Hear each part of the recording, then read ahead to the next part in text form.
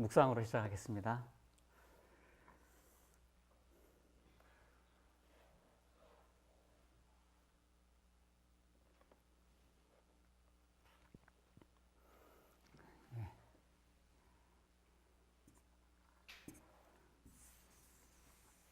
오늘 18장입니다. 그는 흥하여 하리라.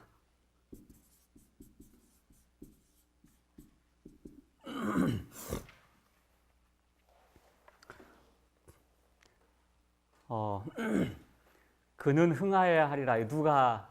누구에게 한 말이죠? 요한이 예수님께? 요한이 제자들에게. 어떤 제자들에게? 자기 제자들에게. 이 말을 하게 된 이유가 뭐였죠? 요한의 제자들이 시기하고 질투했어요. 왜? 우리가 누구한테 져요? 예수님한테 지는 것 같아요? 예수님이 인기가 많아서.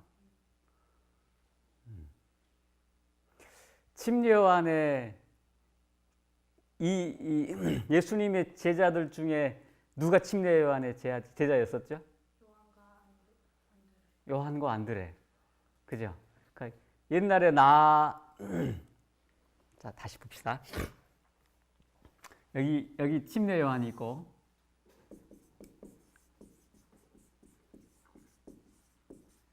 여기 예수님이 계셔요.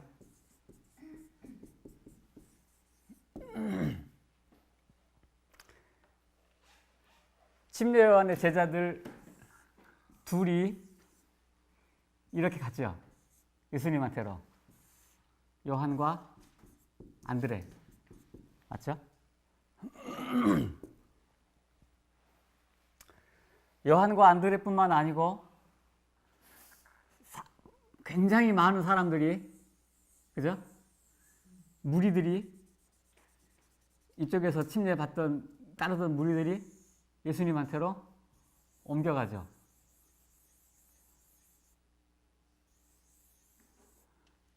그러고 나서 여기서는 침례를 누가 줬어요?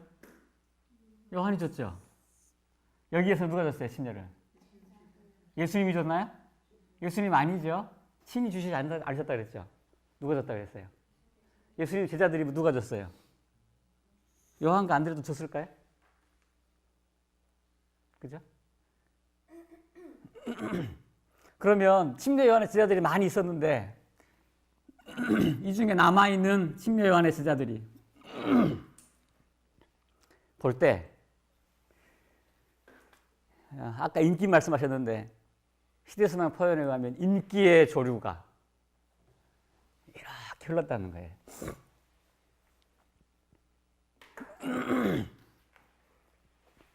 이 사람들의 남아있는 이 제자들, 자기들과 같이 있던 이 두 제자들이 가서 침례를 주고 있고, 수많은 사람들이 자기의 스승에서로부터 새로운 스승이라고 하는 사람한테로 절로 이렇게 건너가는 모습들을 보았을 때의 침례 요한의 제자들의 마음이 아까 말한 대로 시기, 질투,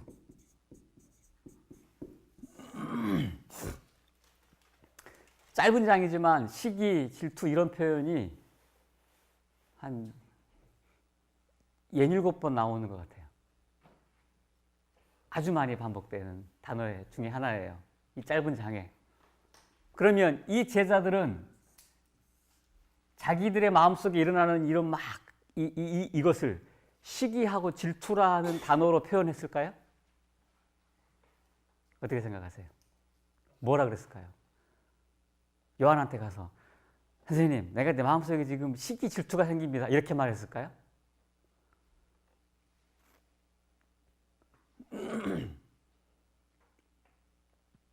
뭐로 포장이 됐을까요?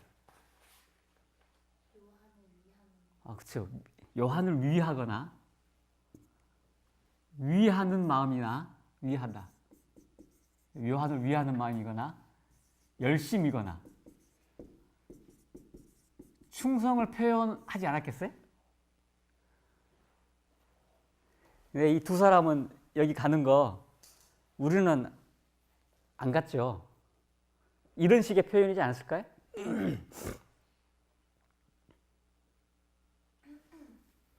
그 전에 요한이 이렇게 사람들이 많이 끄니까 거기 앞에 첫 번째 문단에 어떤 표현이냐면 화려한 매수라는 표현이 있어요.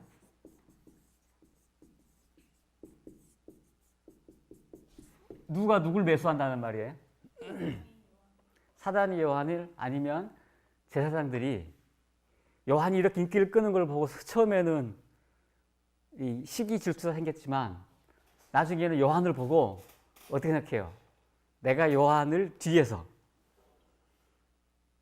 조정을 해서 요한이 메시아라고 선언하고 이 백성들을 딱 기왕에 이렇게 이 시선을 집중한 이 백성들을 쫙 모아서 메시아라고 선언하고 이 사제의 독립을 선언하고 하는 뭐 그런 것들을 생각을 했을 수 있는데 그런 매수를 요한은 거절했다는 거죠. 실제로 그런 매수가 있었다고 표현은 없지만 그게 막 이제 온갖 수단을 동원해 가지고 요한을 강요하려고 하는 사단의 그런 준비, 그런 마음속에 어떤 정치적이거나 이런 것들에 대해서 요한이 이제 그거를 단호하게 거절했다는 표현들이 있고, 그는 자신에게 쏟아지는 모든 관심, 집중되는 관심을 누구에게로?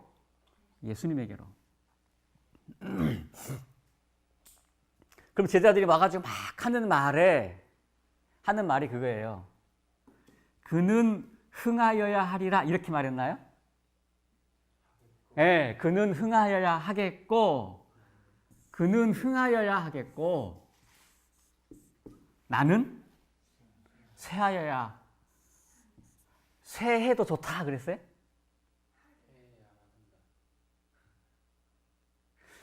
제가 실은 이 18장 이 장은 제가 이 장을 오래도록 묵상해 온 지 한 수년 됐어요. 아침까지도 책을 찾아서 이렇게 좀 이것을 내 이 생각을 명쾌하게 풀어줄 만한 내용이 있나라고 찾다가 제가 조금 아침에 더 일찍 와서 여러분들이랑 같이 대화를 하기로 지난 월요일 날 마음을 먹었는데 그렇게 못하는 이유가 오늘도 그랬어요. 저는요, 이해가 되는 게 어디까지 이해가 되냐면 요한이 그는 흥하여야 하겠고 이거 이해돼요. 그리고 나는 쇠하여도 좋다. 이건 이해돼요. 예수님이 흥하여야 하겠고 나는 쇠도 좋다. 이거는 이해되는데 나는 쇠하여야 하리라. 머스트거든요. 제가 왜 이 부분에 대해서 고민을 하게 되느냐면 예수님께서 침례 요한에게 침례를 베풀어 다오. 그럴 때 제가 어떻게 당신에게 침례를 받아야 될 텐데 베풀겠습니까? 라고 할 때 침례 요한에게 하셨던 예수님 말씀이 뭐예요? 네? 이 선생님.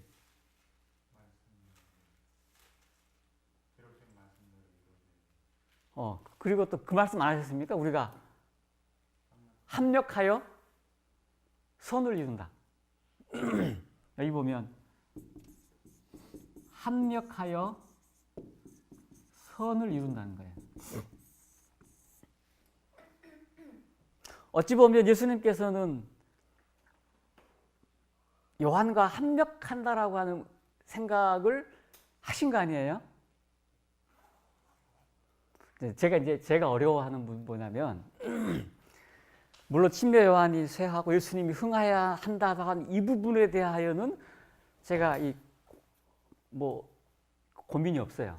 근데 이제 이 뒷부분에 우리가 적용하는 부분이 있잖아요. 맨 마지막 문장 뒷부분 좀 보면 하나님께서는 사람을 불러 일정한 사업을 하게 하신다. 그가 그 사업을 감당할 자격이 있을 때까지 추진시켰을 때에 주께서는 그 사업을 한층 더 추진시키기 위하여 다른 사람을 불러들이신다. 그러나 요한의 제자들처럼 많은 사람들은 사업의 성공이 최초의 일꾼에 달려있다고 생각한다. 하나님 대신에 인간에게 관심이 집중되고 시기심이 침투하여 하나님의 사업은 손상을 받는다.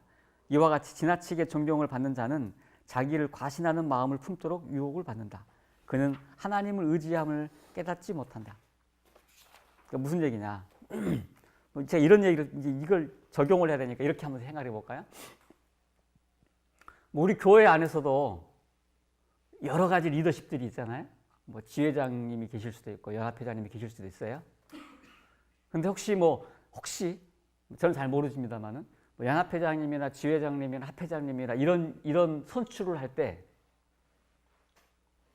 뭐라 그럴까요? 그걸 적절할까요? 선거운동이라 그러나요? 그런 게 있을 수도 있나요? 그분들 마음속에는 내가 하나님의 사업을 위하여 하나님의 이 교단을 위하여 내가 헌신하고 싶다라는 마음이 생길 수도 있죠. 또 어떤 사람이 한마평에 오른다 그러면 저분보다 내가 더 잘할 수 있을 것 같은데 하는 생각이 들 수 있지 않겠어요? 이걸 꼭 우리가 시기와 질투라고 표현해야 되나요? 하나님의 사업에 대한 열심으로 표현할 수도 있지 않을까요? 이게 헷갈리는 거죠. 모르겠어요. 우리 교회에 대통령은 연임 못하죠? 우리 교회에 연임제도가 있는지 잘 모르겠습니다만 만약에 내가 어떤 책임의 장을 했다? 그 다음 회기를 내가 하면 더 잘할 수 있을 것 같은데 라는 마음이 생길 수 있나요? 생길 수 있겠죠? 근데 하마평을 오르는 사람 보면은 그 사람보다는 내가 더 잘할 수 있을 것 같은데. 근데 여기 보면 이런 생각들이 인간적인 표제라 그랬잖아요. 인간적인 표제를 지니면 안 된다 그랬는데 우리 스스로, 나 스스로 이게 지금 시기, 질투, 욕심, 야욕인지 야심인지 하나님의 사업에 대한 충성과 열심인지를 구분할 수 있을까요? 그러니까 내가 지금 이게 합리화시키는 것인지 내가 지금 내 영적인 만족이나 어떤 성취를 위해서 하나님의 사업에 열심으로 합리화시키는 것인지 아니면 내 마음속에 있는 어떤 시기 질투인지를 그걸 구분할 수 있을까?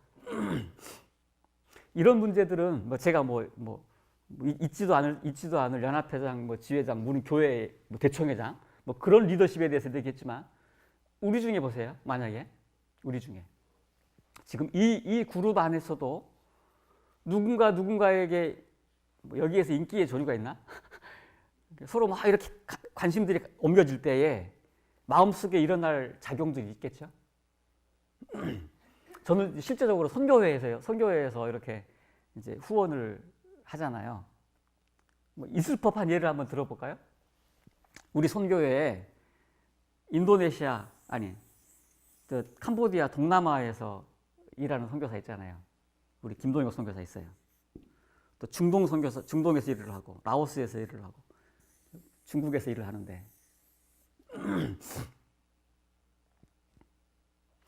어떤 후원자가 ABN을 통해서 캄보디아 영상을 봤어요. 중국은 영상이 안 나오죠. ABN에 공식적으로 하기 어렵잖아요. 중국에 대한 영상을 내보내면 밋밋해져 버리잖아요. 왜? 좀 감출 것들 다 감추고 이름 감추고 얼굴 감추고 막 하다 보면 볼 게 뭐 있어요. 다 이니셜 처리하고. 그러니까 밖에서 ABN을 통해서 접촉을 할 수 있겠죠. 그래서 큰 후원자가 캄보디아를 방문했어요. 어느 날 이분이 대륙선교의 일을 알게 됐는데 중동도 있고 여기도 있고 많구나 라고 깨달았어요. 알게 됐어요.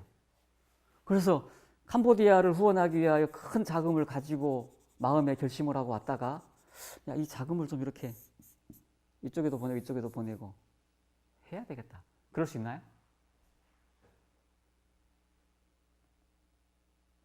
그럴 때에 만약에 김동혁 선교사의 마음속에 어떤 복잡한 마음이 들 수도 있을 텐데 왜? 선교지라고 하는 것은 늘 남지 않아요. 사람이 됐건 돈이 됐건 선교 자원은 늘 부족해요. 거기가 늘 큰 필요가 있으니까. 그리고 선교 자원을 배분해야 될 입장에서 필요가 있는데 이게 이렇게 싹 옮겨갈 때 이 선교사가 가지고 있을 마음의 부담이 생겨나겠죠. 내 마음속에 있는 이것이 이 선교지 우리 참 불쌍한 우리 꼬맹이 학생들을 위한 사랑하는 애틋한 마음에서 나오는 것인지 아니면 이것이 이쪽으로 옮겨가는 것에 대한 시기와 질투인지에 대한 고민을 할까요, 안 할까요? 할 수 있겠죠?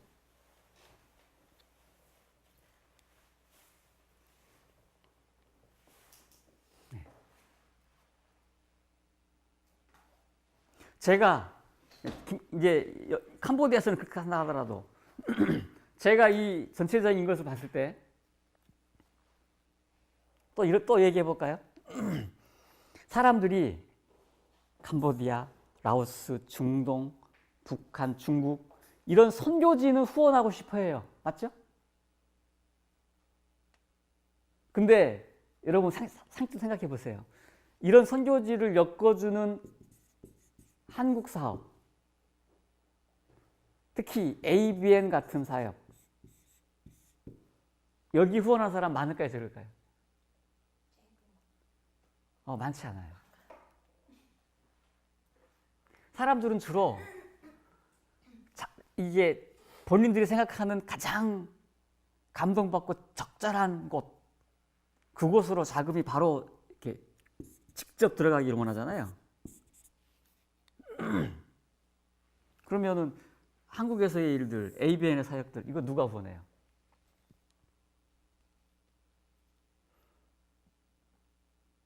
그러니까 이런 일에 있어서 인기의 조류가 됐건 자금의 흐름이 됐건 이게 한쪽으로 이렇게 움직여가는 때에 같이 덩달아서 누구의 마음이 흔들려요? 선교사의 마음이 흔들려요. 근데 과연 어떤 사람이 그래 하나님께서 보세요. 이거를 해결할 수 있는 방법이 뭘까 제가 고민을 해봐요. 캄보디아에 있는 이 선교사는 이 일이 가장 크나요? 그렇죠. 자기가 하는 사역에 대한 이거는 거룩한 열정이고, 그렇죠. 충성 아니겠어요? 이 일이 정말 중요해요. 밥을 굶고 일을 해요. 또 중국에서 일하는 선교사는 이 일이 정말 중요할까요? 돈이 오든 안 오든 다른 사람이 후원하든 안 하든 이 선교사는 이 일에 목숨을 놓고 다 해요. 그렇지 않겠어요? 이제 이 시각을 넓혀보세요. 캄보디아에 있는 선교사, 중국에 있는 선교사, 중동에 있는 우리 하장로님, 이 관점을 벗어나서 더 큰 뭐 대륙 선교회를 더 벗어나서 이런 것도 가능해요. 선교 단체가 많잖아요. 대륙 선교회도 있고 천명 선교사도 있고 선교회가 있겠죠. 어느 날 대륙 선교회가 ABN이라고 하는 이 미디어 사역 단체를 같이 어떻게 만나서 합력을 하더니 한국에 있는 이 상당수의 사람들, 청년들과 이 재정들을 이렇게 흡수해 간다 라고 다른 단체에서 느낄 수 있을까요? 반대로 다른 단체가 큰 사역을 하는데 지금까지 대륙선교회 사람들이 모이더니 대륙선교회 일들이 저쪽으로 다 간다 이렇게 했을 때 대륙선교회가 어떻게 생각해요? 큰일 났다. 사람들 많이 보내놨는데 이제 사람도 더 안 들어오고 내년이 걱정이다. 올해는 어떻게 살겠는데. 이런 마음 가질 수 있나요?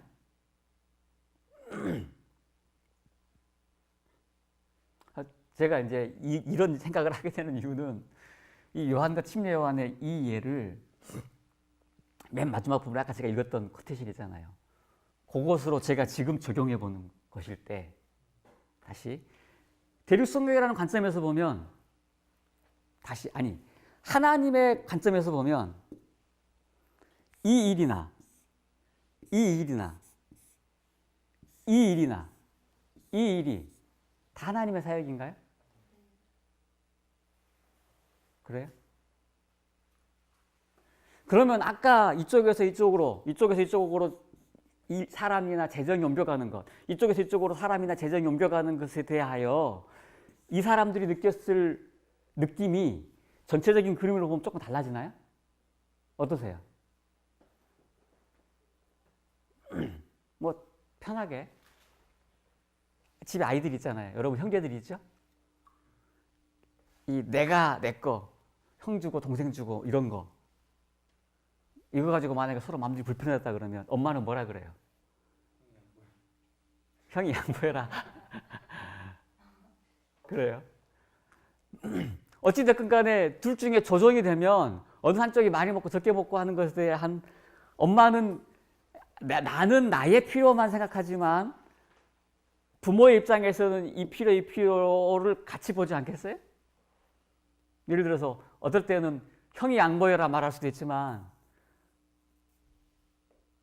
더 필요한 사람, 더 필요한 쪽으로 부모님은 그렇게 갈 수도 있겠죠? 아까 말한 대로 생각을 더 넓혀서 우리는 대륙선계만 생각하는데 하나님의 관점에서 더 크게 생각한다면 대륙선교회라는 선교단체도 있고 천명선교도 있을 수도 있고 엑스도 있을 수도 있고 뭐 작업선교회 뭐 제가 세보니까 한국의 선교단체가 해외 선교단체만 제가 몇 년 전에 세봤을 때 7개였어요. 국내 선교단체에도 7개였어요. 많이 늘어났단 말이에요. 이 선교단체들이 경쟁할 수 있나요? 경쟁할 수 있어요. 그러면 자, 이 상황에서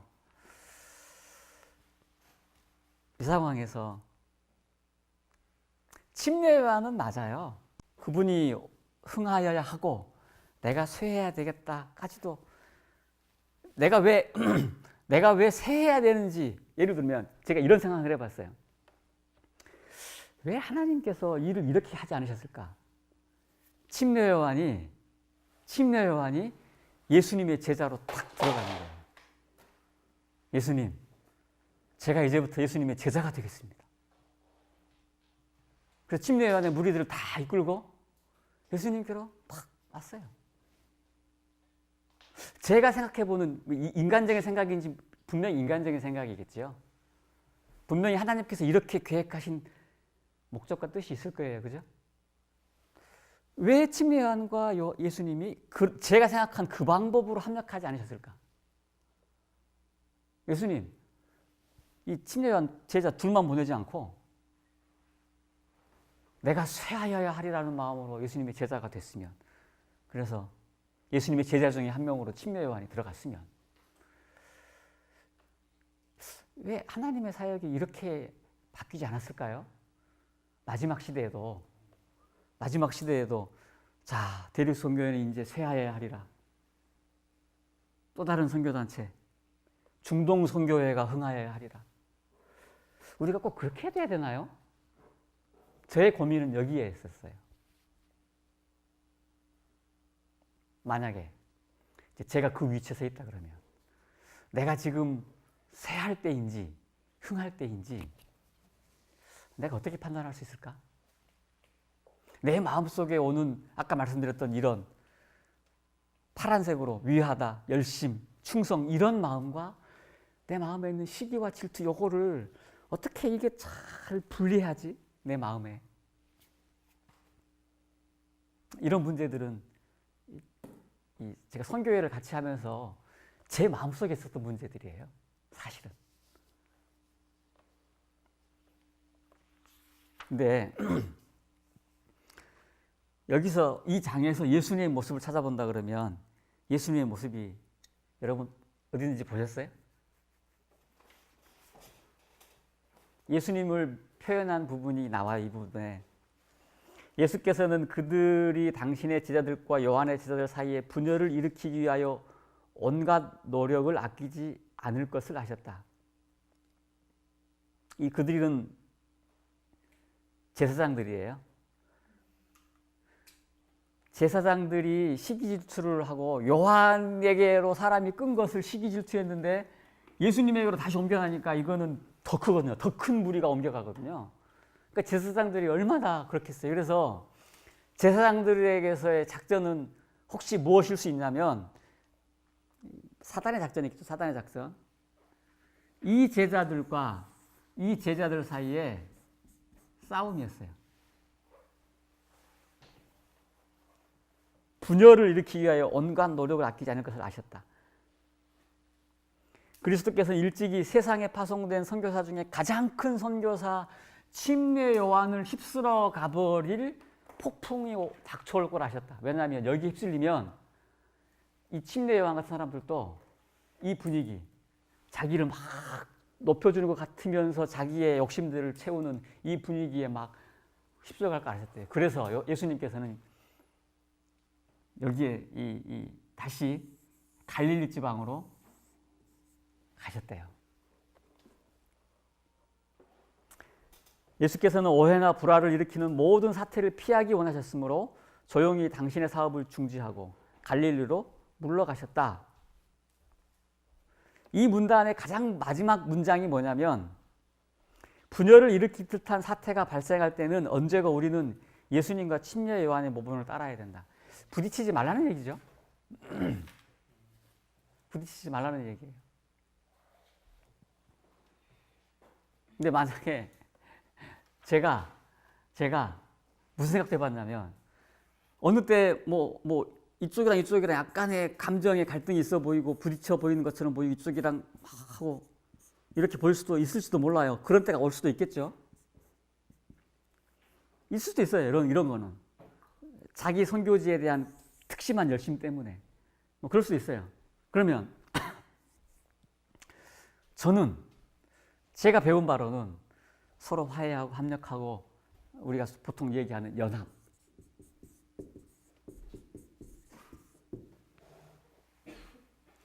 이것을 위하여 노력해야 될까? 아니면 예수님의 모본을 따라서 이렇게 분열한 사태가 있을 때는 조용히 이렇게 물러가는 게 맞을까? 야, 이런 걸 어떻게 판단하지? 지금 예수님과 침례 요한이 분열한 건 아닌 것으로 보여요. 그죠? 분열은 아니에요. 이 분열한 사태를 피하신 거죠. 근데 우리는 연합하기 위해서 막 이 복잡한 것들을 막 섞어가지고 막 힘들게 막 이렇게 하려는 노력을 할 수도 있을지 모르겠는데 아무튼 이 상황을 피하셨어요.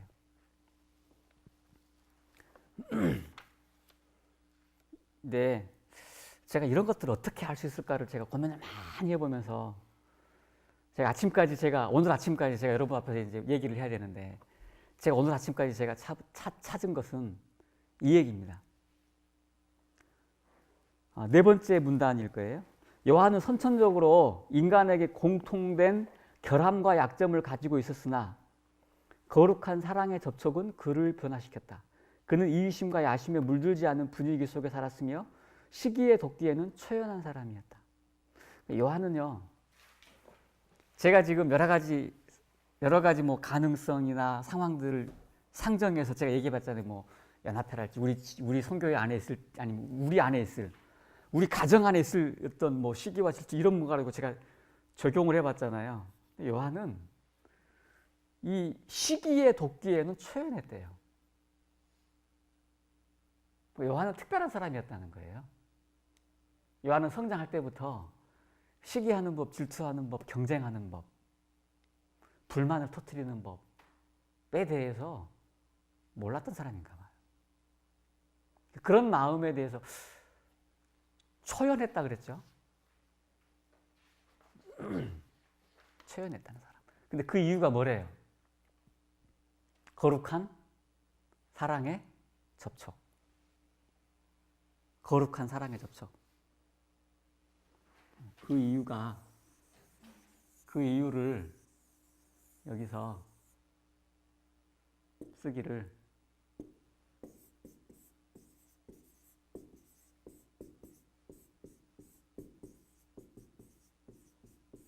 접촉이에요. 이 거룩한 사랑의 접촉이 요한을 제가 지금 말씀드린 선교회 일을 한다고 하면서도 생길 수 있는 분열, 그죠? 하나님의 일을 한다고 하면서도 생길 수 있는 갈등, 우리가 함께 하나님의 동역자라고 말하고 동료라고 하면서도 생길 수 있는 다툼으로부터 벗어나는 방법이 이거였다는 거예요. 이게 뭐죠? 거룩한 사랑의 접촉이?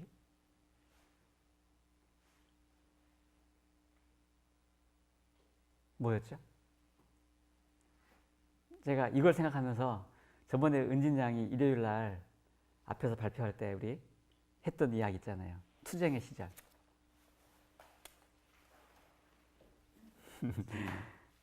투쟁의 시절에서 이런 내용들이 나와요. 요셉의 아들들과 예수님이, 그러니까 예수님과 예수님의 형제들이 막 맨날 다투고, 다툰 게 아니죠. 일방적인 거니까. 다툰 건 아니죠. 예수님이 막 당할 때 예수님이 그토록 처연할 수 있었던 것은, 그 다음에 막 저번에 우리 같이 얘기한 대로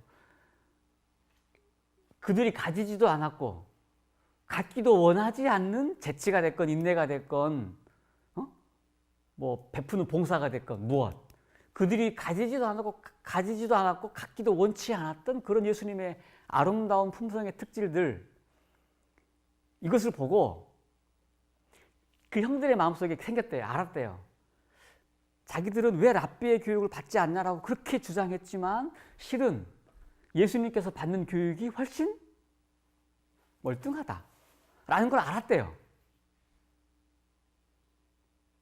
근데 그들이 몰랐던 게 있었어요. 자, 그 형들은 그분의 교육이 그들의 교육보다 더욱 고상한 종류의 교육임을 인정하였다. 앞에 보면 인정할 수밖에 없어 이런 표현도 있어요. 그러나 그 형들은 예수님이 생명나무 곧 그들이 알지 못하는 지식의 근원과 접촉하는 것을 깨닫지 못했다. 이 접촉은 어떤 접촉이에요? 생명나무, 예수님의 경우에는 생명나무, 아무도 알지 못하는 지식의 근원. 예수님 여기서 교육에 대한 부분 나왔으니까 지식의 근원이겠죠? 근데 뭐 이런 상황에서 보면 겸손의 근원이겠어요? 아니면 냉철한 판단의 근원이겠어요? 아니면 진짜 어느 것이 진짜 충성의 근원인 줄 알겠어요? 무엇이 됐건 생명나무, 근원, 하나님과의 접촉, 거룩한 사랑의 접촉, 이것이 시기의 도끼, 질투의 도끼, 이런 것으로부터 물들게 하지 않았다라고 하는 것인데요. 마지막 시대에 저는 이제 선생님한테 이 얘기를 들었거든요. 제가 지금 이걸 고민했던 이유 중에 하나가 뭐였냐면 마지막 시대의 리더십에 대한 부분이었어요. 리더십. 그러면 어떤 리더십이 쓰면 그 다음 사람은 당신이 하십시오라고 물러서고 그게 맞겠다라는 생각은 뭐 상식적으로는 들어요. 근데 선생님이 하시는 말씀 중에 어떤 말씀이 있냐면 마지막 시대에는 특별한 리더가 없다. 오직 어린 양이신 예수님께서 모든 사람들이 다 예수님을 주목할 때에 어린 양이 어디로 인도하시든지 따라가는 무리는, 마지막 백성들은 바울과 같이 뭐 요셉과 같이 어떤 특출한 지도자가 나오지 않고 모든 사람들이 어린 양을 따라가는 그런 것이 될 것이다. 저는 그 말이 굉장히 인상적이었어요. 그렇겠다. 나도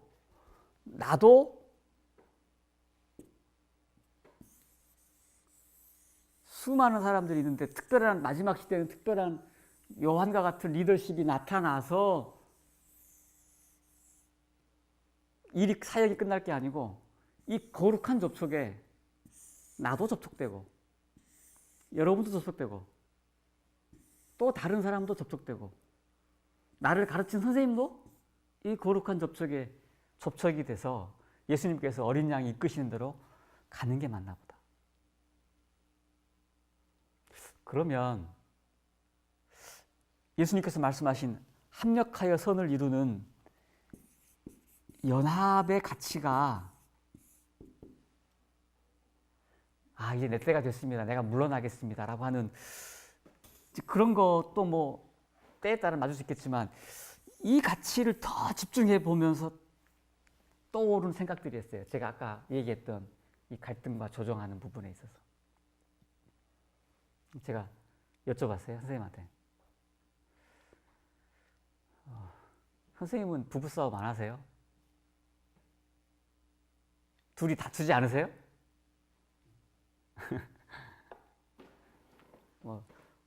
결혼하면 첫 번째 부부싸움 할 때 주도권을 위한 싸움이 중요하다던데. 맞아요?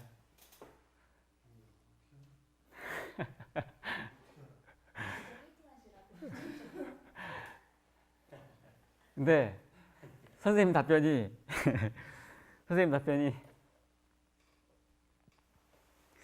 나는 자꾸 요새 소통 얘기하고 뭐 연합 뭐 그런 얘기하고 서로 소통하고 네가 내 마음을 알고 내가 네 마음을 알고 서로 연합하고.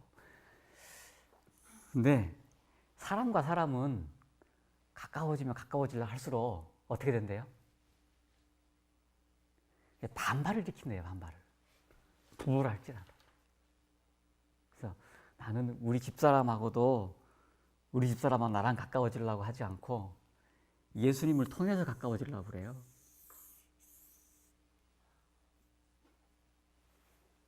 그러니까 사람과 사람이 직접 가까워지려고 하지 말고 누구를 통해서? 이렇게 통해서. 나는 예수님하고 거래하고 집사람도 예수님하고 거래하고 그러면 통한다는 거예요. 예수님 젖혀두고 둘이 통하려고 그러면 해소가 안 된대요.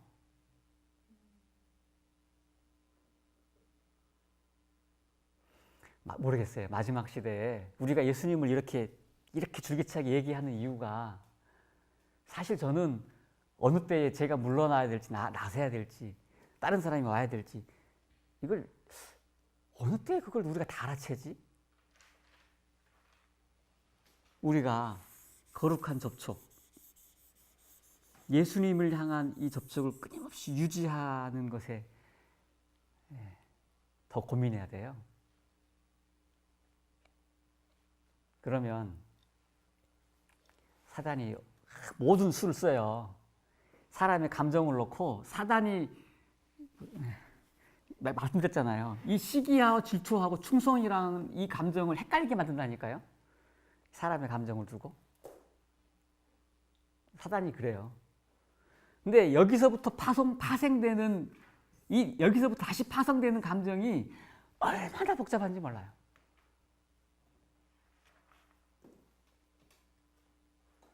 그러니까 이런 거 신경 쓰지 말라는 거예요.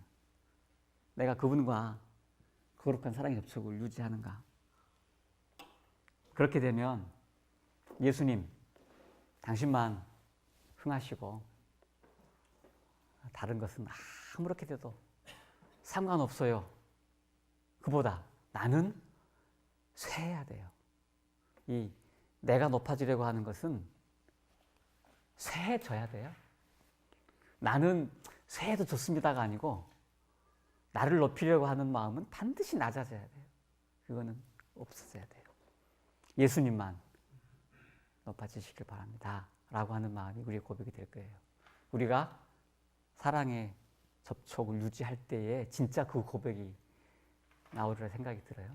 우리 안에 진정한 사랑과 연합과 합력을 원한다면 우리가 각기 예수님 바라보고 예수님께 가야 할 것으로 압니다. 이렇게 해서 심려 요한과 예수님은 어쩌면 이것이 마지막 만남이었을걸요? 다시 못 만났을 거예요, 아마. 근데 이 둘 사이, 심려 요한하고 예수님은 서로 대화도 못 해보고 어쩌면 만나서 단판도 못 줘보고 그랬을지 모르지만 침례 요한도 거룩한 사랑의 접촉, 예수님도 거룩한 사랑의 접촉을 유지할 때에 이 둘은 통했어요, 안 통했어요? 통했어요. 우리 나중에 22장에서 보실 거예요. 침례 요한의 투옥과 죽음 보면 우리가 이해하지 못하는 부분이 나와요. 우리로서는, 우리의 입장에서는 어떻게 저럴 수 있을까라고 하는 부분이 나와요. 하지만 침례 요한도 접촉, 이쪽 접촉 이렇게 유지됐던 거예요. 그래서 이 부부는요 정말 가까웠던 분 같아요. 좀 피하고 떨어져 있고 서로 안 만나고 어떨 땐 외면해 보이는 것처럼 보이지만 이 둘은 눈만 쳐다봐도 통할 수 있는 그런 분들이었습니다. 자, 우리도 거룩한 사랑의 접촉 이것이 어떤 것인지 한번 오늘 하루도 묵상해 보면서 내가 하나님과 어떻게 어떤 방법으로 이 접촉을 유지할 수 있을지 하루 그렇게 지나시기를 바라면서 마치겠습니다. 묵상 마치겠습니다.